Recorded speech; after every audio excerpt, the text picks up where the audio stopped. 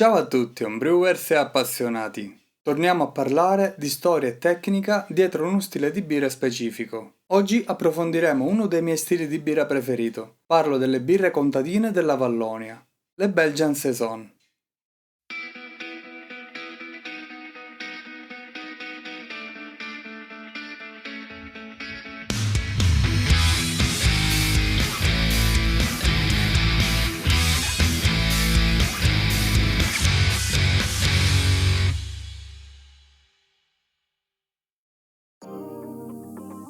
Il nome Saison sta in francese per stagione e fa riferimento a quella estiva, ma richiama anche la parola saisonnier, cioè quella del lavoratore stagionale che da una fattoria all'altra durante la bella stagione era occupato nel lavoro dei campi. Le Saison rientrano tra l'ampia categoria delle farmhouse ale, cioè le birre da fattoria ad alta fermentazione solitamente, che venivano prodotte non da birrifici professionali ma da semplici fattorie a conduzione familiare. Pratica diffusa in una vasta area d'Europa tra Francia, Belgio, ma anche paesi scandinavi. Tra queste, le Saison, diffuse nella Vallonia, una regione a sud del Belgio, al confine con la Francia. Erano birre stagionali, cioè venivano brassate durante l'inverno, quando le temperature erano più favorevoli alla birrificazione e il lavoro in fattoria era ridotto, e venivano conservate per essere bevute durante la stagione estiva successiva, ma non a scopo ricreazionale. Erano il vero e proprio motore per i saisonnier, cioè i lavoratori ingaggiati dalle stesse fattorie. La birra era essenziale come bevanda rinfrescante, nutriente e idratante per sostenere le lunghe giornate di lavoro nei campi sotto il sole. Una fattoria che non aveva una buona quantità o qualità di birra da mettere a disposizione dei suoi lavoratori rischiava di non trovarne abbastanza. Chiaramente può sembrarci strano che per sostenere una giornata di lavoro nei campi sotto il sole si bevesse la birra. In realtà oggi sappiamo che quel genere di birre erano bevande che a malapena arrivavano a una gradazione alcolica tra 1,5 e 2%. Inoltre i processi di maltazione ed ammostamento erano molto rudimentali, poco efficienti, quindi nella birra rimanevano sicuramente tante sostanze non fermentabili, che la rendevano in un certo senso più nutriente. Va ricordato anche che l'acqua non era sempre facilmente disponibile e se non era pura c'era il rischio di trasmissione di malattie, cosa che con la birra invece si evitava grazie al lungo processo di bollitura e di fermentazione che la rendeva stabile e sicura dal punto di vista microbico. Secondo gli storici era stimato per un bracciante nel Medioevo un consumo giornaliero fino a 5 litri al giorno. Questo ci fa capire quanto fosse importante per i proprietari di grandi fattorie assicurarsi una ricca produzione di questa birra. I proprietari di fattorie piccole invece, se non erano in grado di produrre tanta birra, andavano a produrla nei birrifici comunali o in quelli di villaggi vicini. Questa pratica fu mantenuta fino alla prima metà del XX secolo. Non essendo uno stile di birra brassato da birrifici e monasteri, purtroppo non sono state tramandate nel tempo delle vere e proprie ricette o informazioni più ricche riguardo queste birre. Erano sicuramente delle birre chiare rispetto a quelle più comuni all'epoca, poco alcoliche, dal corpo esile, data la fermentazione mista, e in parte selvaggia, sicuramente acidule e anche amare. Ogni fattoria chiaramente aveva la sua versione e c'era sicuramente tanta variabilità. Quello che accomunava queste birre era sicuramente il carattere rustico e speziato e probabilmente si trattava di birre a fermentazione mista, perché anche se brassate in inverno, subivano sicuramente fermentazioni ad opera di altri lieviti selvaggi. Più avanti i birrai capirono che una fermentazione mista con lieviti lattici favoriva una maggiore conservazione della birra, grazie all'abbassamento del pH che bloccava la crescita di altri microrganismi. In questo modo le birre prodotte in inverno riuscivano ad arrivare a 4-6 mesi al periodo in cui venivano poi consumate. È verosimile che le fattorie utilizzassero ingredienti che avevano a disposizione. Solitamente le fattorie coltivavano il proprio orzo e lo maltavano da sé. Le tecniche di maltazione comunque erano poco evolute, il malto veniva asciugato per calore diretto, diventando di colore ambrato. Si trattava inoltre di orzo esastico invernale, ricco di proteine e polifenoli, che contribuivano a dargli un carattere rustico e una maggiore asprezza. Oltre all'orzo si aggiungevano spesso altri grani, come il frumento, l'avena, la segale e il farro che era spesso maltato. Questi contribuivano a dare alla birra un colore più chiaro, perché l'orzo tendeva ad essere più ambrato, e lasciavano anche la bevuta più rinfrescante. Per quanto riguarda i luppoli, potevano essere birre molto luppolate, ma a volte si usava poco luppolo per ridurre i costi e si faceva invece largo uso di erbe e spezie di vario tipo che servivano anche a mitigarne un po' il carattere selvaggio e acidulo. Il luppolo più utilizzato era di varietà belga, spesso invecchiato o mal conservato ed era considerato comunque di qualità inferiore rispetto a quelli tedeschi e inglesi. Anche il dry hopping con luppoli in coni era diffuso e rimase tale fino al 1960. Anche se se ne utilizzava una buona quantità, le birre inacidivano un po' per opera dei batteri lattici. Come spezie si utilizzavano il coriandolo, la salvia, l'anice stellato, il pepe verde, le bucce d'arancia e lo zenzero. DuPont fu tra quelli che abbandonò l'uso di spezie nel 1960 quando cominciò ad arrivare un luppolo di qualità superiore, spesso era lo sloveno Styrian Goldings, ma anche luppoli tedeschi o inglesi. Per quanto riguarda le tecniche di ammostamento, si partiva intorno ai 40 gradi e si tendeva a salire gradualmente. Non si seguivano schemi ben precisi, per cui alcuni tendevano a produrre un mosto con più zuccheri semplici e altri con più destrine. Ma alla fine l'elevata attenuazione dava un effetto finale simile. Difficilmente rimanevano zuccheri non fermentabili nella birra. Si arrivava a fare addirittura un terzo lavaggio delle trebbie e si estraeva un mosto per una birra da tavola che poteva avere una gradazione tra 0,8 e 1,2% di alcol. La bollitura era molto lunga, tra le 5 e le 8 ore, e serviva a concentrare i pochi zuccheri estratti, ma c'erano anche delle false credenze sulla maggiore conservabilità che si poteva ottenere con una lunga bollitura. A fine bollitura raggiungevano un'OG stimata tra 1,025 e 1,036. Erano birre ad alta fermentazione in partenza, ma poi viravano verso una fermentazione mista considerando che venivano raffreddate in vasche esposte all'aria in ambiente agricolo. Poi venivano trasferite in botti di legno e c'erano poche precauzioni dal punto di vista igienico. Il lievito veniva riutilizzato e tramandato tra le varie cotte, questo fino agli anni 50.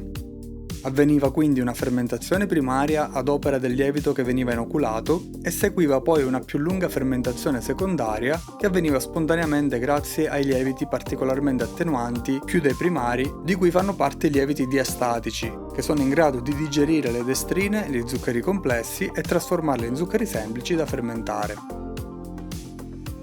Si dice che il lievito DuPont sia un mix tra lieviti ad alta fermentazione e ceppi selvaggi molto attenuanti. I lieviti diastatici inoltre producono esteri e fenoli diversi da quelli primari. Questo contribuiva a dare un certo carattere alla birra. L'introduzione di ceppi puri di lievito ha ridotto la complessità organolettica di queste birre, rendendole più monocorde. La fermentazione partiva in botte a temperature piuttosto alte, tra i 24 e i 28 gradi, e rimaneva comunque sempre sopra i 18 gradi. La fermentazione secondaria avveniva invece in luoghi più freschi, tra i 10 e i 15 gradi. Infine la birra veniva rifermentata sempre in botte o aggiungendo zucchero candito o mescolando fino al 10% di birra giovane. A volte venivano eseguiti dei veri e propri blend tra botti vecchie di 1-2 anni e botti più giovani, come nei lambic.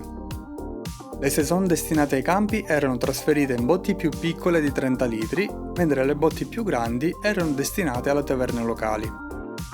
È probabile che quella destinata ai campi fosse diluita con una birra fatta a partire dal terzo risciacquo delle trebbie, mentre quella destinata alle taverne fosse un po' più alcolica.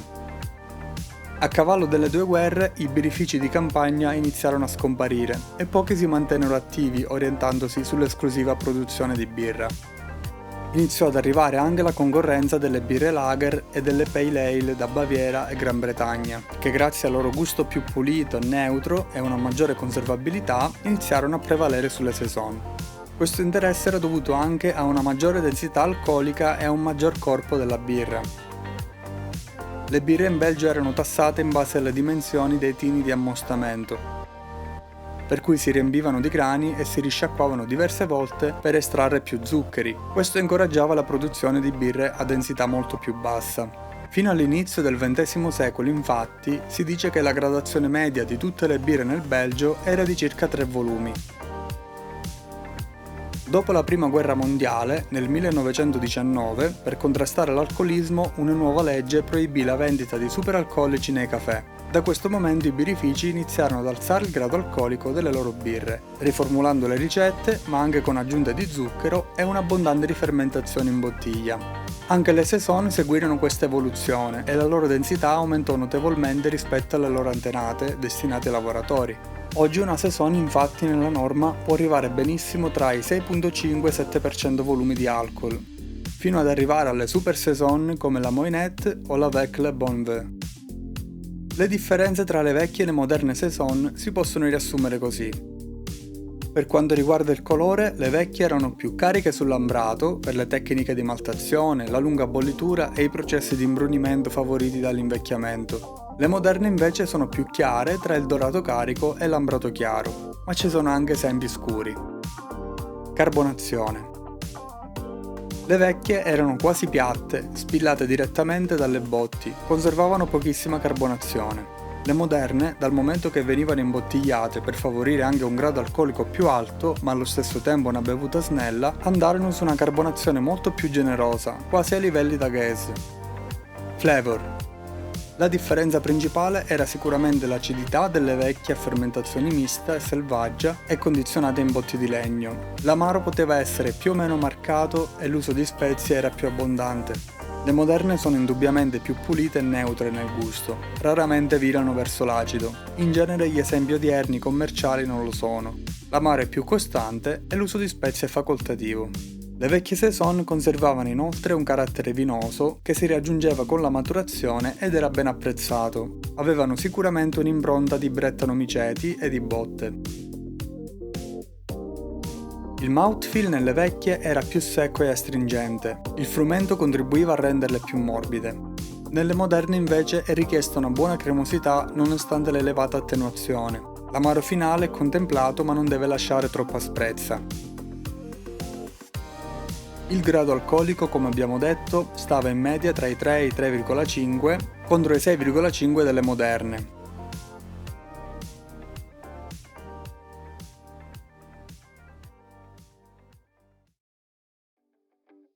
Oggi, secondo il BJCP, una saison deve essere così.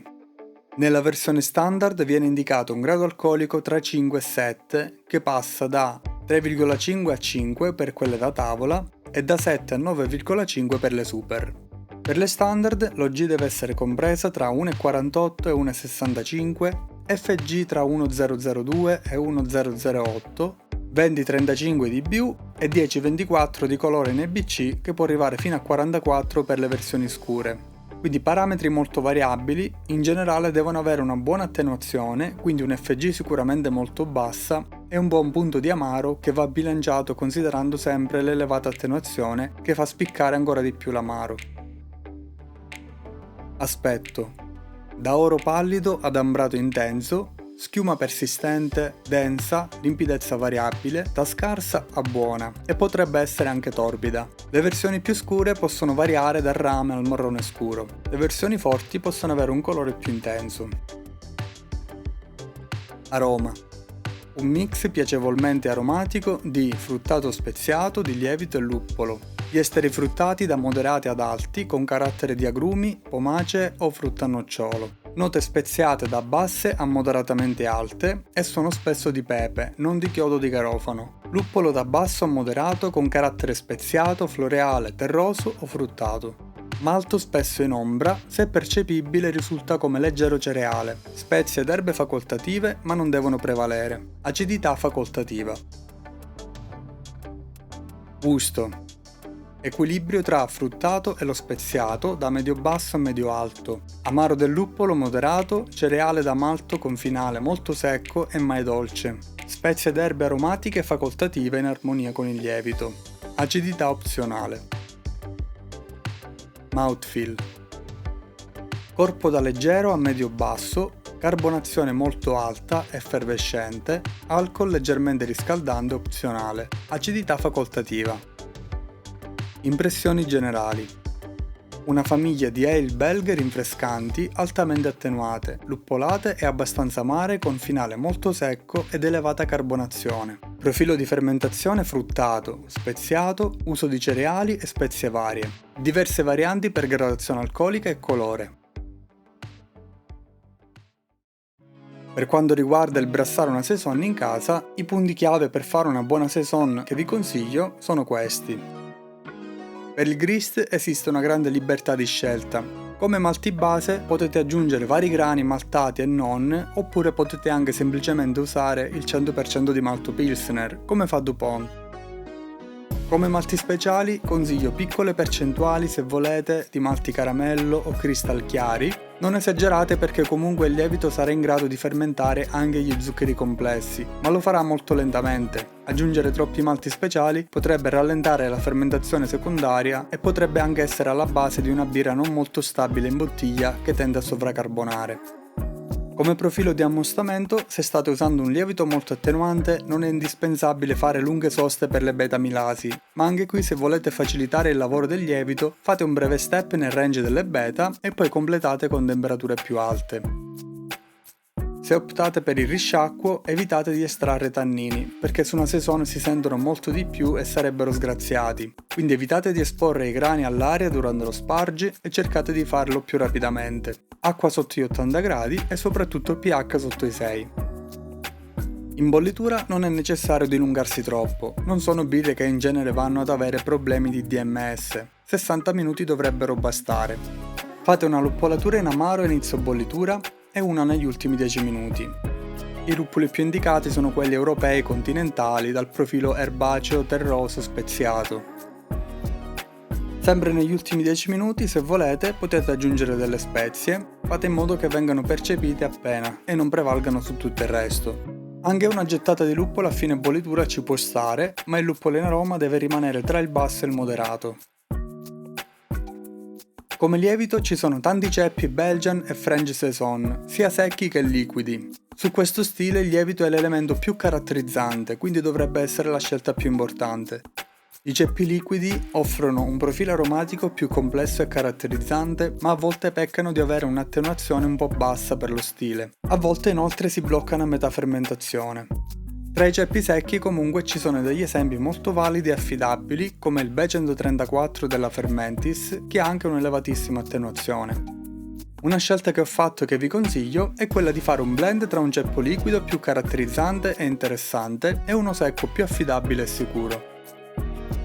Come temperature sono birre da temperature record, diciamo, pur rimanendo nel Belgio si spingono ancora più in alto di altri lieviti. Ogni ceppo ha i suoi range, in linea generale se volete caratterizzare una saison dovreste iniziare tra i 22 e i 23 gradi e favorire una salita spontanea e tumultuosa cercando di non far salire troppo il lievito per i primi 2 giorni. La tumultuosa sarà molto breve, potrebbe completarsi anche nel giro di 24-36 ore, quindi bisogna erogare subito calore salendo di mezzo grado o 1 grado al giorno, fino ad arrivare al range massimo indicato per quel ceppo di lievito, che può arrivare anche intorno ai 30 gradi. Completata la tumultuosa, il lievito impiegherà molto più tempo a fermentare gli zuccheri complessi. Per questo motivo non esageriamo con i malti speciali e favoriamo l'attività del lievito in secondaria per un buon periodo più prolungato. Quindi trascorse almeno 2-3 settimane, ad FG stabile, potete mandare la birra in cold crush per un minimo di 4-5 giorni per favorirne la chiarificazione. Come carbonazione è una birra da volumi di CO2 elevati, a mio parere andrebbe rifermentata tra i 2.8 e i 3,2 volumi di CO2 per litro. Se l'attenuazione è risultata essere molto elevata, rimanete nel range più basso e viceversa. Una volta imbottigliata lasciate le bottiglie per almeno 4-6 settimane a temperatura ambiente sui 20 gradi per una buona maturazione. Una saison appena rifermentata può risultare ancora molto sgraziata. La maturazione a caldo trasforma completamente questa birra che già tra 4-6 settimane sarà molto più pulita e equilibrata. Se volete vedere una cotta completa vi rimando al video della mia ultima saison, che è anche la mia versione più riuscita di questo stile. Trovate il link in descrizione. Con questo abbiamo concluso questo lungo video storico e tecnico sulle saison. Molte di queste informazioni le potete trovare nel libro Birre del Belgio volume 2. Se volete lasciare un commento o condividere la vostra esperienza con queste birre, fatelo qui sotto nella sezione commenti. Se il video vi è piaciuto e vi piace anche questo genere di video, lasciate un like e scrivete anche eventuali stili di birra su cui volete che io faccia un video simile. Se siete nuovi del canale o non l'avete ancora fatto, come il 60% di voi che segue questi video, vi invito anche a iscrivervi al canale e attivare le notifiche. Con questo vi saluto e ci vediamo al prossimo video.